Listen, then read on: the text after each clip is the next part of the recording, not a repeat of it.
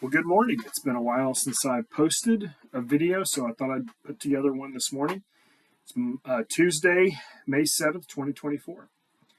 One of the verses that I've been memorizing since the beginning of this year is from Psalm 102, 11 and 12, and I wanted to read it, and then I'll talk about it for a second. It says this. It says, "My days are like an evening shadow. I wither away like grass. But you, O Lord, are enthroned forever. You are remembered throughout all generations."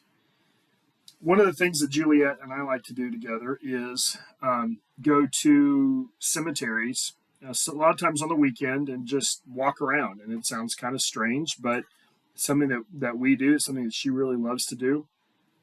And there's actually, I think, some benefits just in terms of having the right perspective in life when you're walking around and you're seeing just graves and headstones of people that have been dead for a long time and sometimes not that long. And it's very sobering.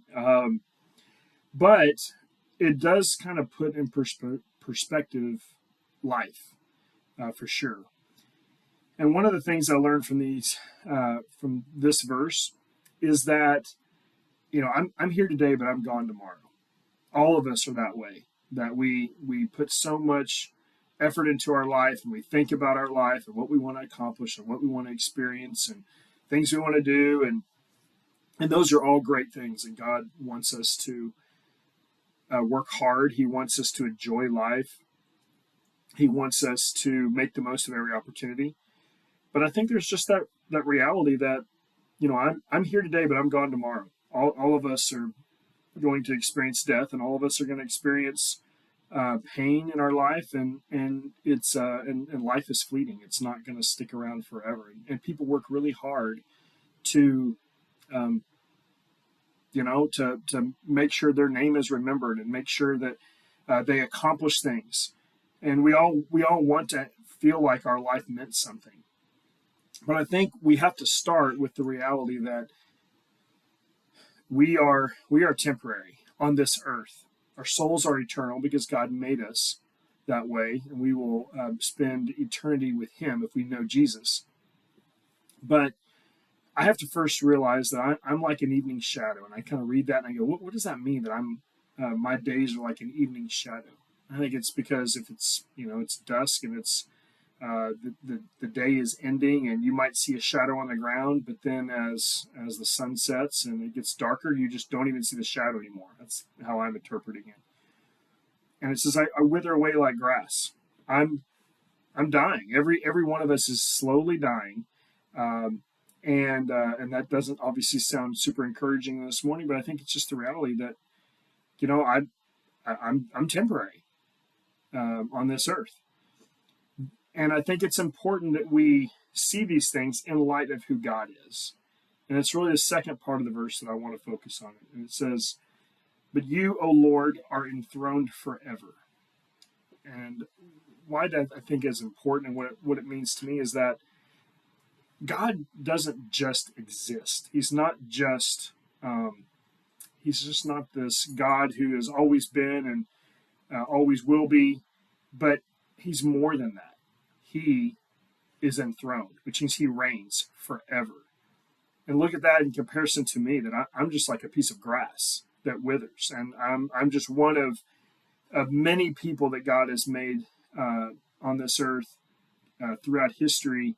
But God alone stands as the one who reigns, and he reigns forever, which means that anything that happens today, whether it's political, social, in my business, work, family, no matter what happens today, all those things stand in light of God being enthroned forever.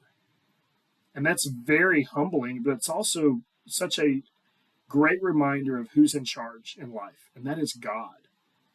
It's almost laughable that we assert our own authority and that governments and people and institutions assert their own independence and their own ability to move the needle and to do amazing things when you compare it to who God is. That he not only exists and will always exist, but he is enthroned, which means he's sitting over creation and sitting over his uh, everything that he's made, and he's enthroned, and nothing can ever stand in place of his reign.